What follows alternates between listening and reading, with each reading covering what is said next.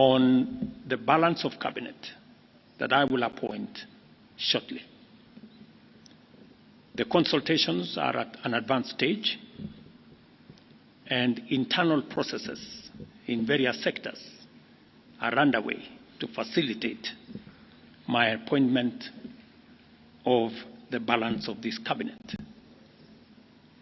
Additionally, I will be issuing next week a clear roadmap on the assignment that the new cabinet is going to have,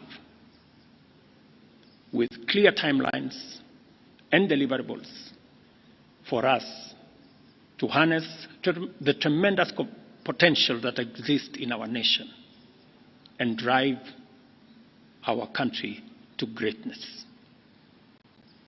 Thank you very much, and God bless you.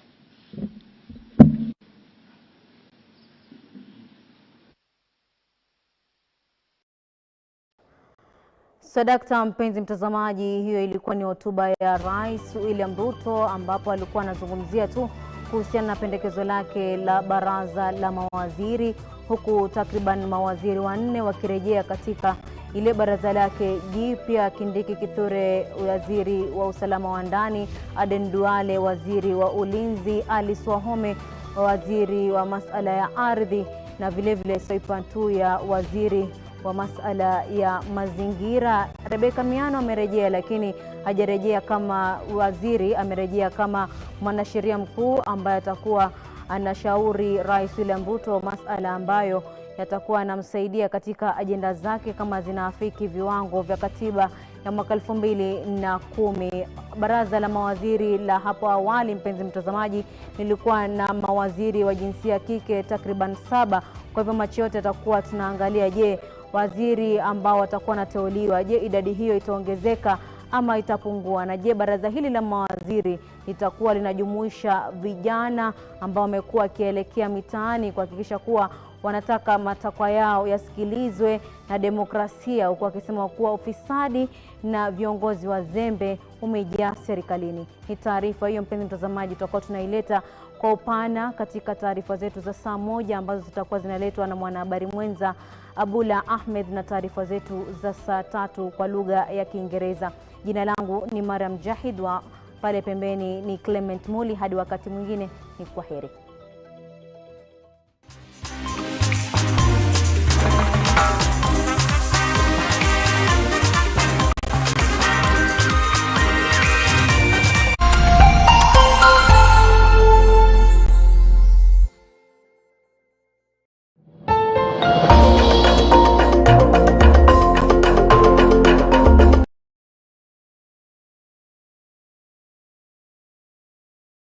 Collaboration is key for team success. With ClickUp, you can easily manage your team's tasks and timelines in one app. Using our Gantt chart feature, you can map out your team's tasks and set dependencies to ensure everyone is on the same page. Adjust timelines, change colors, and add more tasks as your project progresses. ClickUp's Gantt chart feature makes project management a breeze, so you can focus on what really matters: collaborating with your team to achieve your goals. Say goodbye to multiple apps and hello to seamless team collaboration with ClickUp. Get started today.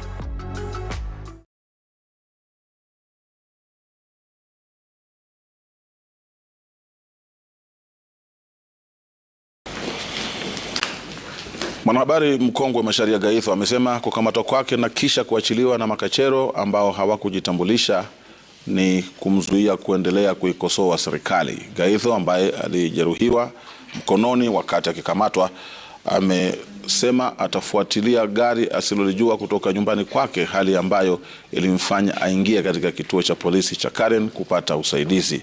Hata hivyo, waliokuwa wakimfuata walimkamata kwa nguvu na kumtia ndani ya gari aina ya Probox na kuondoka naye wakati huo wa asubuhi. Gaitho na wakili wake wanataka DCI iwajibike na kukomesha dhuluma dhidi ya wanahabari. Katika taarifa yake kwa umma, mkurugenzi wa DCI Mohamed Amin amedai kuwa Gaitho alikamatwa kimakosa na kusema kuwa walikuwa wakimlenga mwanablogu Francis Gaitho. Chama cha wanahabari na muungano wa wahariri unataka serikali na idara za usalama kusitisha mara moja visa vya kuwasumbua waandishi wa habari.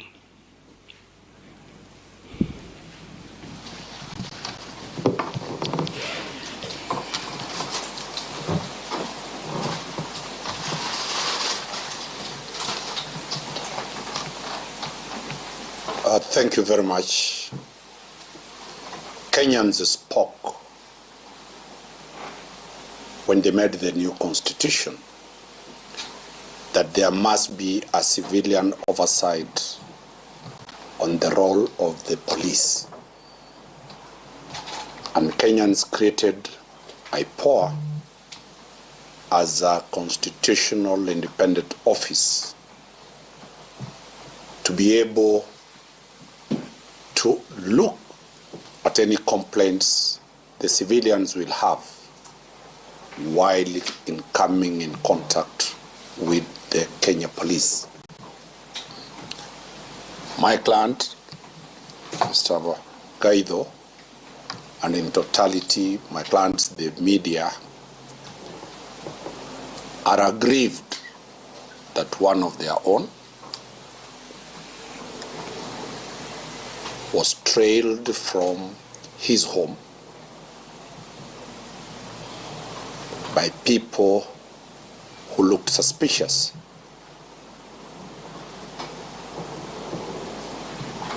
With the commando-style maneuvers of the vehicles on the road. And he had to make a very fast decision to drive to a police station, current police station, which is the sanctuary of every Kenyan, the safest place anybody who feels his life is threatened runs to.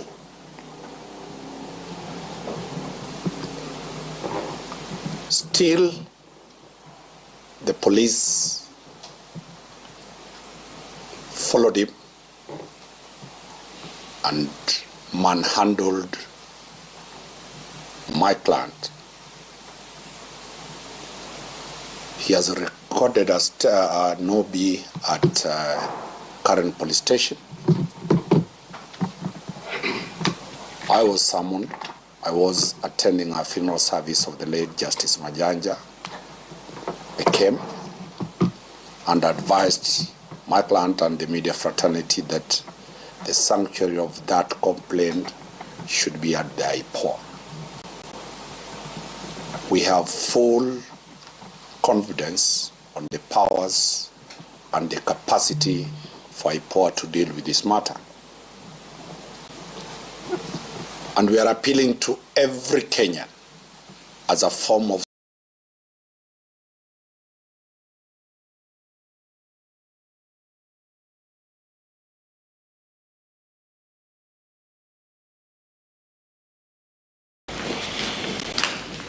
Mwanahabari mkongwe Macharia Gaitho amesema kukamatwa kwake na kisha kuachiliwa na makachero ambao hawakujitambulisha ni kumzuia kuendelea kuikosoa serikali. Gaitho ambaye alijeruhiwa mkononi wakati akikamatwa amesema atafuatilia gari asilolijua kutoka nyumbani kwake, hali ambayo ilimfanya aingie katika kituo cha polisi cha Karen kupata usaidizi.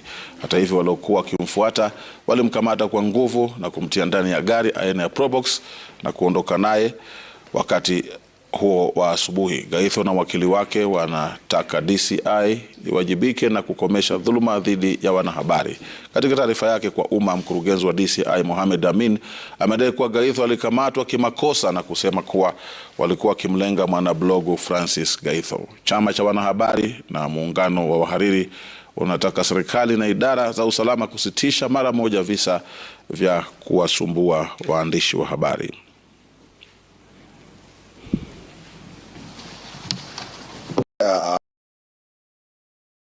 Tamba na ngozi yako nyororo ukiwa na lotion ya Nivea Nourishing Cocoa. Na sasa no-be at the country. Mkurugenzi wa DCI Mohamed Amin amedai kuwa Gaitho alikamatwa kimakosa na kusema kuwa walikuwa wakimlenga mwanablogu Francis Gaitho. Chama cha wanahabari na muungano wa wahariri unataka serikali na idara za usalama kusitisha mara moja visa vya kuwasumbua waandishi wa habari.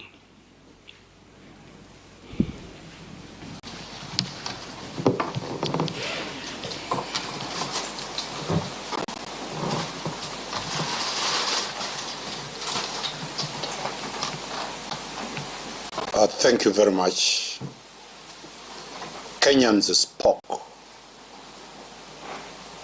when they made the new constitution that there must be a civilian oversight on the role of the police. And Kenyans created IPOA as a constitutional independent office to be able.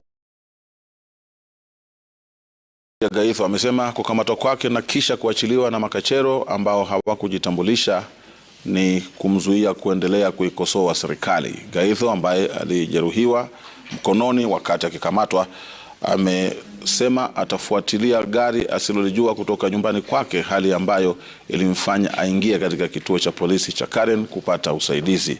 Hata hivyo waliokuwa wakimfuata walimkamata kwa nguvu na kumtia ndani ya gari aina ya Probox na kuondoka naye wakati huo wa asubuhi. Gaitho na wakili wake wanataka DCI iwajibike na kukomesha dhuluma dhidi ya wanahabari. Katika taarifa yake kwa umma, mkurugenzi wa DCI Mohamed Amin amedai kuwa Gaitho alikamatwa kimakosa na kusema kuwa walikuwa kimlenga mwanablogu Francis Gaitho. Chama cha wanahabari na muungano wa wahariri unataka serikali na idara za usalama kusitisha mara moja visa vya kuwasumbua waandishi wa habari.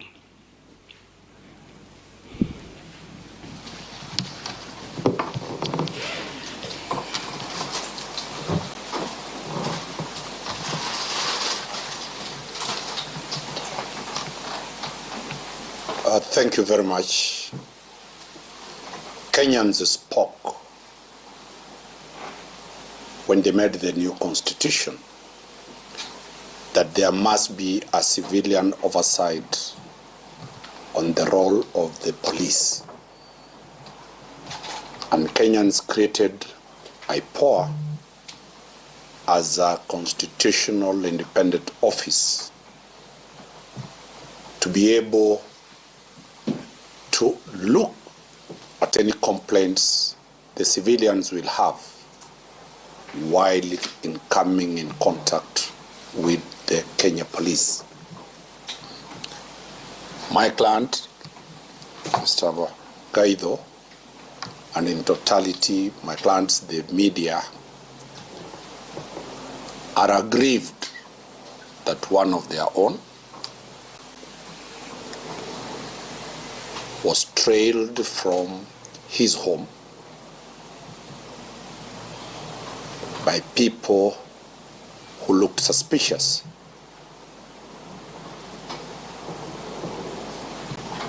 With the commando-style maneuvers of the vehicles on the road. And he had to make a very fast decision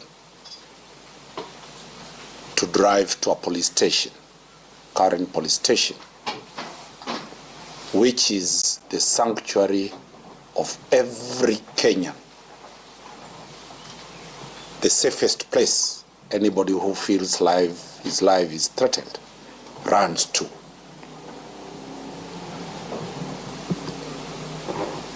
Still, the police followed him and manhandled my client. He has recorded as no-be at current police station. I was summoned. I was attending a funeral service of the late Justice Majanja. I came and advised my client and the media fraternity that the sanctuary of that complaint should be at the IPOA. We have full confidence on the powers and the capacity for IPOA to deal with this matter. And we are appealing to every Kenyan as a form of civic education that any complaint against the police should be forwarded to the offices of IPOA. Especially at this time, we have quite a number of skirmishes involving the police and citizens. My urge is to assure the citizens that there is a solution you created in the Constitution, and that solution is IPOA, funded by you taxpayers, funded by the Kenyans, at no cost. You can approach IPOA, launch your complaint, and I'll attest that I have more than 20-30 files forwarded to IPOA of my clients, and they have been resolved. So get that confidence, and the media kindly pass this message to the Kenyans that whether in any remote part of the country, anywhere in this country, IPOA's jurisdiction is national. We expect that within its mandate, we will get a fast solution to the culprits who injured a senior citizen, a senior journalist, a face well known. The police on their official Twitter handle are saying they mistook, it was a mistaken identity to arrest Gaitho. Our complaint, Madam Chair, is not only on the mistaken identity, whether it was the proper Gaitho, the manner in which the arrest was conducted. My client, Madam Chair, has injuries, very grave injuries, that we will be showing IPOA. The manner of arrest, the type of force that was applied to somebody who is in a car in a police station did not warrant such type of brute force. The Kenya police then, as a force, Kenyan said it should turn to be a service. And we have the full trust that with IPOA's intervention, the service that Kenyans expected the police to be will be attained. We believe that this will be the turning point for changing the police to do what the law provides for them to do.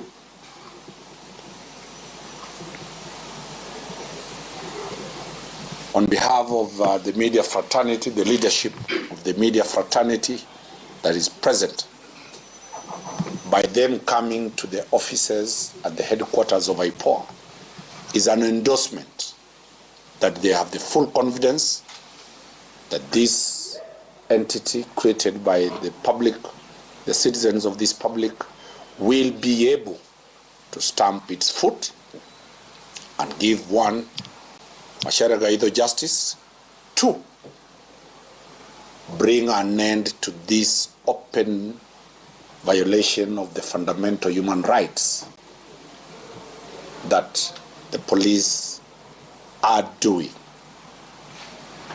We are not saying the police are guilty. We have come to the investigator to investigate what happened, that's IPOA. If indeed violations were done, as we have shown the grievous bodily harm occasioned on our client, then the file to be forwarded to the Director of Public Prosecution urgently, because this is a matter of national interest. This is a matter of international interest. We shall be moving, if I'm instructed by the leadership of the media fraternity, to issue a strike notice for demonstration in regard to the number of journalists who have been injured in the whole country. Yesterday, a journalist with the Media Max K24 was shot while on duty, dressed in the official regalia for the media, carrying the media badges. That cannot go unpunished. We shall also be launching that complaint shortly, and very many complaints from the media that the people who are the fourth estate have faced the wrath of the police. So we shall not only be reporting one matter. The leadership of the Media Council, the Editors Guild and the others will be putting a claim to you. It is an onerous task that we have brought before you, but we have confidence that you will be able to solve this problem on behalf of the 55 million Kenyans who depend on the media to know exactly where their country is going, what the country wants to do, and what is the solution for the country. Thank you very much. Unless the media personality, the president, can also say one word. Maybe before we allow them allow questions, we can hear the compliment.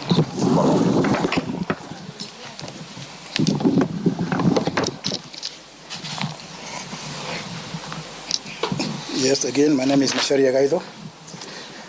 It is true that this morning, shortly after I left home, I was intercepted by an unmarked car by people in plain clothes. They tried to pull me out of the car, but I did not know who they were. As far as I knew, they could have been criminals. So I refused to get out of the car and I resisted, and my son, who was driving, managed to drive away. We went to Karen police station to seek help, but we were followed into Karen police station, and I was violently bundled into a car by those same people who I could not identify, and they did not identify themselves, and driven away. For me, that was a case of abduction. But after about 10 minutes or so, or 15, they stopped, they had some of their own conversations, and drove me back to Karen police station. Still, they had not identified themselves. And when I asked them to identify themselves, they refused. Instead, they were slapping me for resisting arrest. And I told them, as far as I know, I'm not resisting arrest, because you are not police officers unless you identify yourselves. At Karen police station, that is when they told me, oh, it was a case of mistaken identity, which of course is a ridiculous thing. But before I went home, I insisted on reporting a crime, which I did. It is in the occurrence book.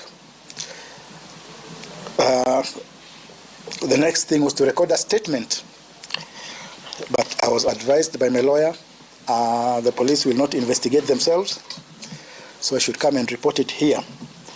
And that is why I have come to IPOA. It is well known why IPOA was established as an independent civilian body to regulate the police. But I also know that since this government came to power, it has often trashed the work of IPOA. We know that the National Police Service has been resisting and defying IPOA. And we hope that this time IPOA will assert itself. We do expect justice. I would not add to what my lawyer has said, but we do expect that if indeed those who are police officers, they will be arrested, all of them, and made to bear individual responsibility. But it does not stop there. There is something called command responsibility. Those who sent them out to arrest a citizen in a brutal, illegal manner, and I am not mincing words, the Inspector General of Police, or the Acting Inspector General, the Director of DCI must also be made to bear responsibility and called to account. And it does not stop there. That is command responsibility within the police service. There is also command responsibility within the government or within the political system. Those who are encouraging officers to act illegally, to brutalize citizens, must also be called to account. We expect nothing less. Finally, I would just like to thank those who rallied to my support. First of all, my family. Because if they had not raised the alarm in good time, I don't know where those people would have taken me.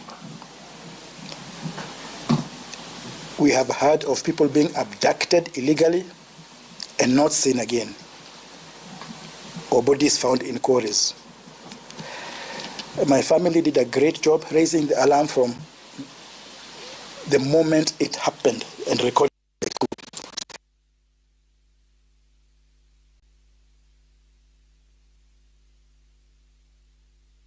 Leadership of the Kenya Editors Guild, Kenya Union of Journalists, and others.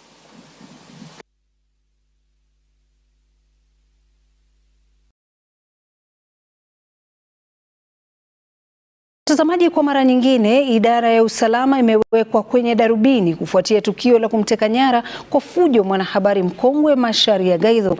Katika tukio hilo lilofanyika ndani ya kituo cha polisi cha Karen, ambapo Gaitho alikuwa amekimbia kutafuta hifadhi, video inaonyesha akilazimishwa kuingia ndani ya gari la kibinafsi na maafisa waliokuwa wamevalia sare za polisi na za raia. Tukio hili likizua ghadhabu miongoni mwa Wakenya, huku chama cha wahariri na hata cha wanahabari KUJ wakilaani kitendo hicho. Hata hivyo, idara ya polisi imedai kwamba Gaitho alikamatwa kimakosa, kama Ben Kirui anavyoarifu.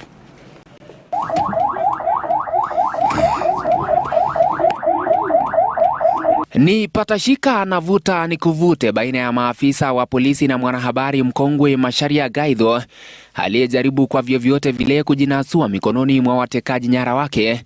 Kwenye video ya kutatanisha iliyorekodiwa na mwanawe Gaitho, maafisa wa polisi wenye sare wanaonekana wakitumia nguvu kumsukuma ndani ya gari hili. Waliposhindwa, dereva anaonekana akitoka nje na kutumia teke kumlazimisha ndani. Wakati huu wote mwanawe Gaitho anarekodi akisikika akiangua kilio. An 18-year-old young man going through that, seeing his father abducted in a very brutal, violent fashion must be very traumatizing. Yote haya yalianza mapema asubuhi mwendo wa saa 2 hivi. Wakati mwanahabari Gaitho alikuwa akiondoka nyumbani kwake, ghafla aligundua kwamba alikuwa akiandamwa na watu wasiojulikana. Wazo la kukimbilia kituo cha polisi cha Karen kwa usalama lilimkujia, ila those two cars followed us right inside and forced me into their car, a white Probox. I was sandwiched between two men in civilian clothes. I was handcuffed and I was assaulted.